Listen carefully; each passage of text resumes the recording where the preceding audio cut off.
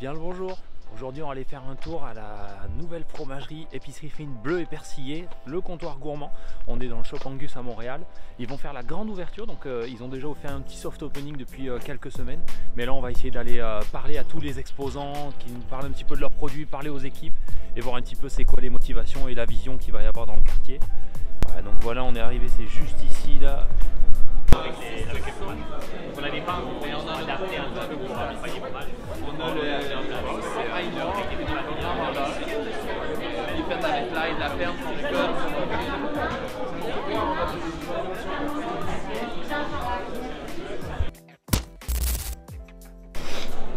Ok, donc là on va rentrer dans l'épicerie fine, on va commencer à aller regarder un petit peu tout ce qui se passe. Là il y a la préparation avec tous les comptoirs de dégustation qui vont s'installer. Hop. On va arriver vers le comptoir qui va être, on va dire, principal, avec tous les choix de fromage qui arrivent d'un petit peu partout. On va avoir du fromage québécois et du fromage français principalement, avec une belle sélection juste ici de fromage à raclette. On va avoir du pain de la boulangerie au Petit Paris, de ce qu'on m'a expliqué, donc une super boulangerie à Montréal. Et après, Ça vient faire un vlog.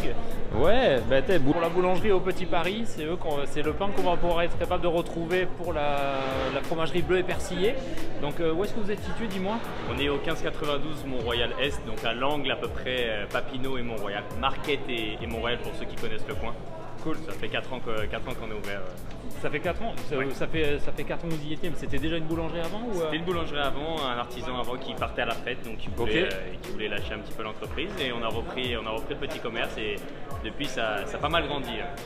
Parfait, moi j'ai eu la chance d'y aller, franchement c'est la bijouterie du pain là. Quand vous rentrez là-dedans, c'est obligé, vous ressortez avec plus que ce que vous voulez. Et merci beaucoup, j'espère que tu vas passer un bon moment aujourd'hui. Je vais sûrement passer par ton stand et on va sûrement reparler un petit peu de tout ce que tu proposes. Bah, ça devrait être, puis il y a des beaux artisans autour de nous, donc je pense que ça va être un bon moment d'échange et de dégustation. Ça va être sympa, merci bien. Plaisir aussi. Ouais, c'est correct. L'idée, là, c'est qu'on va présenter les 2 des 4 boss de la place. Je vais vous présenter qui est qui fait quoi. C'est Étienne. Lui, c'est Étienne aussi. Vous êtes les deux Étienne? Ouais. C'est chiant à retenir ça, mais ça va bien. Parfait. Et du coup, Bleu et Persillé, vous avez celui-ci, puis vous avez une autre localisation à Montréal? C'est ça, sur Montréal. Le plateau Montréal, c'est Pierre et moi. Donc, on est deux là-dedans. Et puis après ça, on s'est associé avec Étienne et Louis qui est dehors à la raclette. Lui, à la raclette dehors, ça va être le chef De la cuisine, c'est ça. Ouais. C'est ça. Puis moi, je m'occupe de tout ce qui est boutique, fromagerie, charcuterie, épicerie. cool. En fait, tout ce qu'on peut voir en avant, acheter à la semaine, là, ça va être un peu plus ton domaine, on va dire. Ouais, exact. Cool. Et toi, en fait, c'est ton frère, l'autre personne, je crois? Ouais, c'est ça. Nous, on est associés depuis 2 ans et demi sur Mont-Royal. On a racheté il y a 2 ans et demi. Puis Bleu Persillé qui existe depuis quasiment 10 ans. En septembre, ça va faire 10 ans que Bleu Persillé existe. On a racheté mon ancien patron, Franck et Danny d'Interrien. Franck Hainaut et Danny Terrien. Puis depuis 2 ans et demi, on roule là-bas. Puis là, on a vu une belle opportunité avec ce local-là. Puis on a trouvé des bons associés pour le faire. Donc on s'est lancé là-dedans. Alors, combien de temps que tu travailles ici? Moi, ça fait 3 ans que je travaille chez Bleu et Persillé. Ça fait 5 ans que je travaille en fromagerie. Donc, j'ai à peu près tout goûté. À peu près. On en découvre quand même tous les jours, mais voilà. Et les produits qu'on va être capable de trouver, c'est des produits qui sont principalement français, québécois, un peu les deux? Alors, on veut quand même avoir les classiques européens. Le fromage, on ne peut pas parler de fromage sans parler de l'Europe. Donc, on a quand même des grandes appellations, mais on voulait quand même avoir au moins après la moitié des produits qui sont locaux. Pour l'épicerie, c'est encore plus. Pour les charcuteries également, donc des super beaux producteurs. On a plein de producteurs là-bas qui nous présentent leurs produits. Et en ce moment, je pense que tout le monde est assez satisfait, et surtout nous. Il y a l'air d'y avoir du monde au niveau des stands de dégustation. Ouais, c'est un peu congestionné, mais on peut y aller. On invite tout le monde à passer en boutique aujourd'hui. On va s'amuser un peu, goûter à tout ça. On avait une grande pointure quand même à remplir avec la cloche à fromage qui a laissé un grand vide dans le coin. Les gens avaient besoin de fromage, donc on en a profité. Puis à date, je crois que les clients sont assez satisfaits. On rencontre un peu les nouveaux clients. C'est ça, ça fait un petit soft opening, donc là pour le coup ça va faire plaisir à tout le monde. Ouais, on vous attend. Donc là on va être sur le premier stand de dégustation, on va avoir des charcuteries italiennes si je me trompe pas. Oui, exactement. Alors ici nous avons l'Aldo di Cotolagne. C'est le gras de porc qui est saumuré avec plein d'herbes, du sel. C'est servi un peu tiède sur des morceaux de pain ou des légumes ou sur de la viande. Ça fond dans la bouche comme du beurre. Ensuite, vous avez le prosciutto cotto aux herbes italiennes. C'est cuit au barbecue avec des herbes, romarin, du persil, baie de laurier. Et ensuite, ici, vous avez le bresaola, qui est un peu comme un style viande et grison, mais style italien. Est-ce que c'est principalement fait avec du bœuf également ou ça reste du porc? Que du bœuf. La cuisse du bœuf. C'est âgé pendant 2-3 mois. C'est servi, tu peux servir dans le froid comme ça, dans une petite salade c'est super bon. C'est vraiment bon. Parfait, c'est cool ça. Ouais. Bon, ben, on souhaite que tu repartes avec le stand complètement vide. Hein. Merci à toi. Donc là on est sur le stand de Ferme des 4 Temps. C'est quoi les produits que vous nous présentez aujourd'hui? Aujourd'hui on vous présente certaines charcuteries. Donc là vous avez différents saucissons, différentes charcuteries tranchées, pepperoni au bœuf, salami cotto. On a aussi du ndouya et on vous a ramené aussi notre gelée de piment qu'on fait avec notre propre piment fort et moins fort pour que ce soit très doux. Quand on dit piment fort, celui-là c'est le piment genre vraiment qui arrache et qui fonctionne bien avec la charcuterie ou plus pour un petit kick? C'est vraiment très très doux. Les gens ont l'habitude de manger peut-être du fromage avec des confitures de figues. On a fait une confiture de carottes aussi qui se marie très bien avec le fromage. Cool. Mais là vraiment c'est juste du sucre, de la pectine et des piments forts et pas forts. Mais on retrouve plus le goût du piment que le piquant. On va avoir une légère chaleur, mais c'est vraiment quelque chose qui va être doux, qui se marie super bien avec les fromages. Parfait. Excellent. Et là, donc là, on va avoir le saucisson sec ici. Ça va être lequel exactement? Le plus foncé, ça sera le pepperoni au beurre. Le plus clair, ça sera le salami cotto. Excellent. Ici, vous avez le chorizo fermier, le saucisson en fleur de ciboulette et le dernier à l'ail noir. Notre propre ail noir, notre propre ciboulette.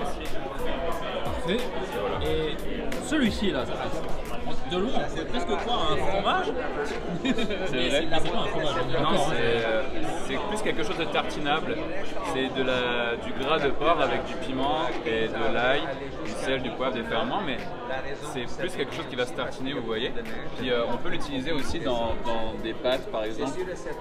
C'est un peu les pâtes, quand on n'a pas envie de cuisiner, on va faire des pâtes, puis on va rajouter ça au dernier moment avant de les servir. Le gras de porc va fondre et va donner du goût aux pâtes. Tu es en train de nous donner une idée recette qui est juste débile. Donc ça, c'est excellent. Ça. On aime ça. On découvre un produit et on sait quoi manger ce soir. C'est le soir de semaine, on n'a pas vraiment envie de cuisiner. Voilà, ndouya. Parfait. Et dis-moi, la ferme des 4 Temps, vous êtes situé où au Québec? On est situé à Hemingford, c'est à peu près 1 heure au sud de Montréal, vers la Colle, près de la frontière en fait. Ça fait 10 ans qu'on existe et on fait des légumes, on est une ferme maraîchère, on fait aussi de l'élevage d'animaux en plein air, donc des cochons élevés en forêt et puis des bœufs élevés en pâturage. On fait aussi des œufs par exemple sur des poulaillers qui sont mobiles et puis les poules peuvent avoir un nouvel espace tout le temps. Une mission de la ferme, c'est qu'on est aussi une ferme école, c'est-à-dire que tout ce qu'on développe en termes de modèles maraîchers, mais aussi de techniques culinaires. On offre des stages aussi de 2 ans à des gens qui veulent venir apprendre. Puis notre but, c'est de propager un peu les méthodes de transformation pour promouvoir un modèle qui est plus viable en fait et 360. Ouais. Donc ça prouve encore une fois qu'au Québec, on trouve vraiment absolument tout ce qu'on veut et des produits de qualité surtout. C'est cool, merci beaucoup à vous. Juste, là je l'ai piment, je l'ai goûté, ça picote un peu parce que je suis une fillette, mais c'est vraiment bon. Et tu peux me parler du petit logo là qu'il y a sur ton saucisson, qu'il y a sur celui-ci là, c'est quoi en fait? En fait, c'est qu'on a participé dans la dernière année au Rabelais, qui est un concours de saucissons en France. Puis on a gagné la médaille d'or en fait pour 4 de nos produits. Donc on se démarque bien, on fait de la qualité. De la qualité, donc on n'a rien à envier aux saucissons français. Merci encore. Hein. Merci à vous. Le fromage, il vient de la Suisse. Les fromages qui viennent de la Suisse. Exactement ça. 100% naturel. On a l'étivase ici, affinage entre 9 à 13 mois.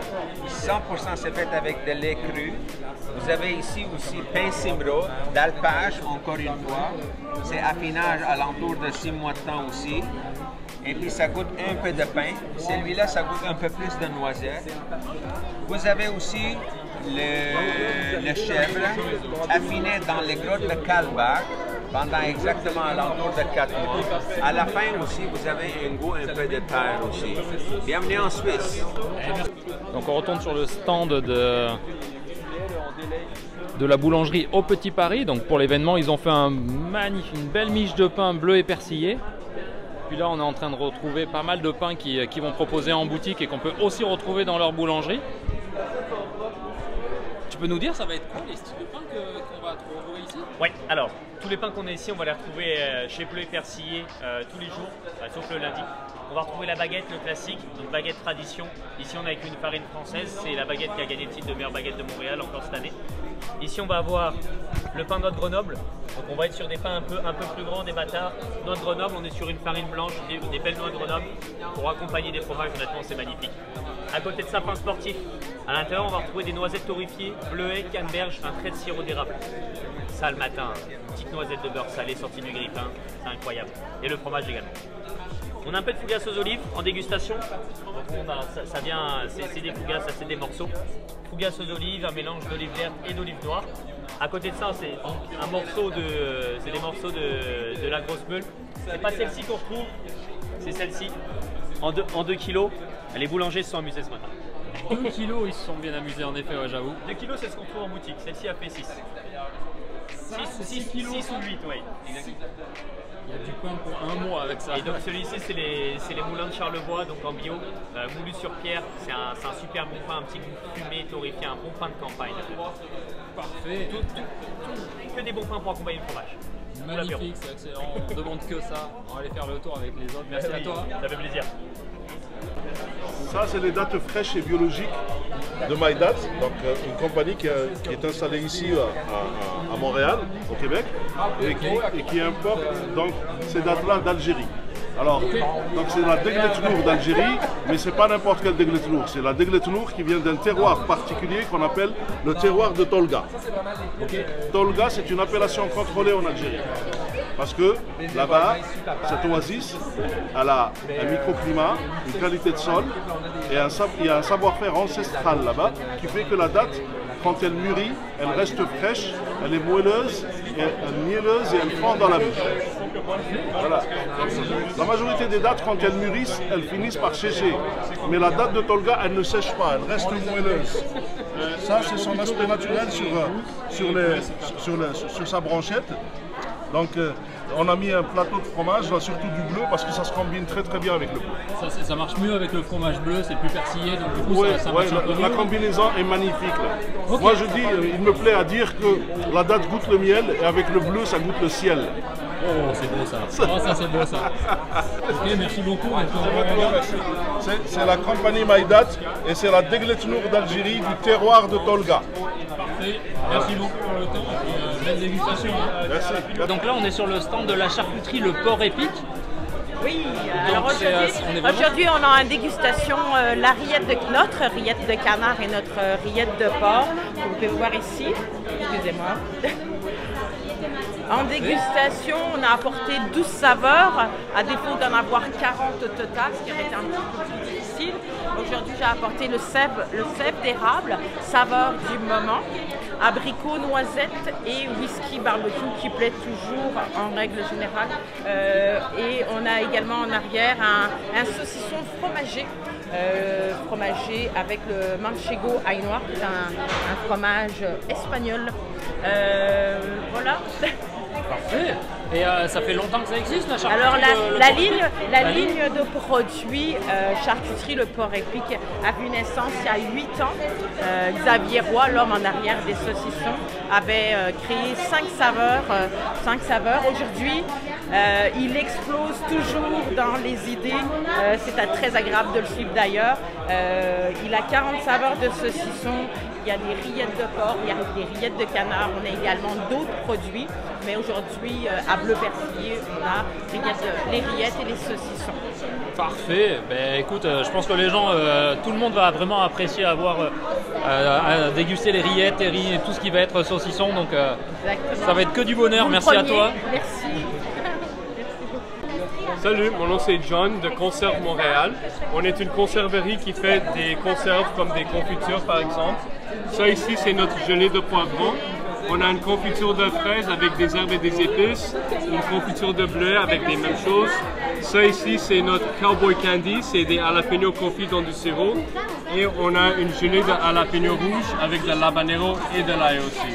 Ok, donc celle-là, elle arrache un petit peu, non? Oh oui, c'est très piquant comparé à les autres. C'est très piquant. Et oui. ça, idéalement, tu vas le manger avec du fromage, des charcuteries. Exact, des fromages, tu peux manger avec des bris au four, avec des viandes, tu peux l'utiliser dans des sandwichs, honnêtement dans n'importe quel repas.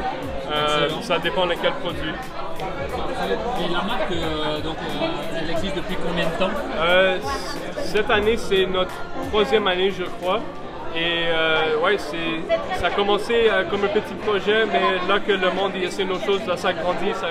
Puis on espère que ça reste quelque chose dans la ville de Montréal que tout le monde va connaître. Et ça, du coup, vous le produisez à Montréal, ouais? Oui, on est au Mile End, juste à côté de la Saint-Laurent. Puis c'est tout fait ici avec la plupart de nos ingrédients canadiens, tout fait avec ses 2 mains ici. Parfait, merci beaucoup, merci à toi. On va te souhaiter une belle dégustation. Hein. Merci. Nos jardins, ils sont à côté de Sherbrooke, en Estrie. Ok. Donc l'idée ici aujourd'hui, c'est qu'on a amené des mélanges de tisane. Donc toutes les plantes qui sont dans nos mélanges, c'est juste nos cultures ou cueillettes sauvages.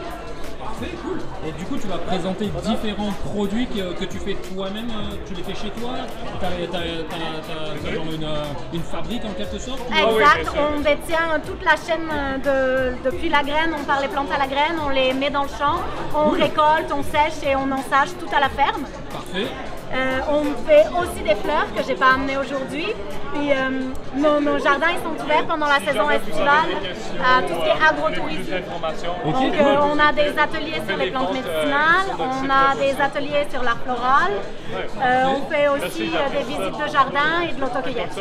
Ok, donc les gens peuvent venir voir comment tu fais pour le travail que tu fais sur les infusions. Exact. Cool. Est-ce que c'est plus considéré comme des infusions ou du thé ou les deux?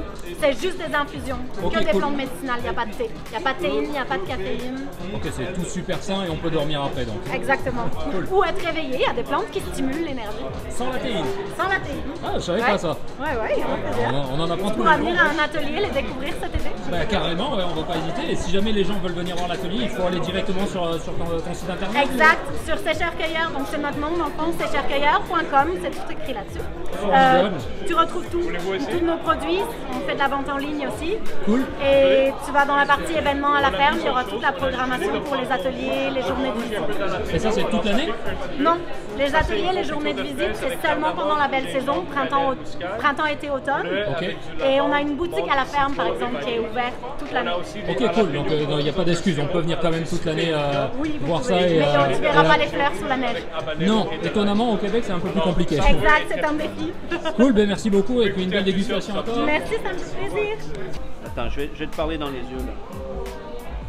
Avec un petit cœur, quand tu dis que tu me parles dans les yeux, ça fait plaisir. Hein. Bah, c'est pour toi, je le fais parce que déjà on s'est bien entendu. Magnifique. Ok, le truc c'est le suivant. Aujourd'hui, on a la chance au Québec d'avoir une industrie de l'érable acéricole très prospère grâce à une globalisation et grâce à une industrialisation. Et ça, il faut en être très conscient. Cependant, il y a un faible pourcentage des gens qui travaillent encore de manière très traditionnelle. C'est marginal, ok? En termes de volume, on parle de moins de 2%. Moins de 2%? Moins de 2%. C'est pas beaucoup quand même. Hein. Mais comme dans l'huile d'olive, comme dans le vin, il y a des gens qui continuent de perpétuer la tradition. Et pour nous, c'est important. Moi, ça fait 5 générations que ma famille fait ça, le sirop d'érable. Parfait. Et aussi, on était distributeur d'équipements d'érablière. Donc, j'ai vu l'évolution. Et je suis tellement content qu'on ait pu évoluer pour pouvoir générer et fédérer une industrie qui était celle du sirop d'érable, qui était très folklorique. Mais il en demeure pas moins qu'aujourd'hui, on doit quand même préserver la tradition de nos ancêtres. Et c'est ça qu'on fait.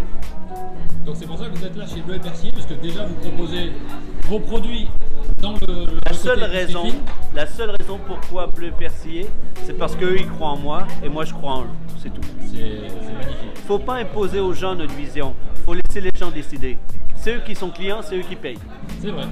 Et du coup, votre sirop d'érable, vous le faites un tout petit peu, en fait, vous faites carrément différemment même.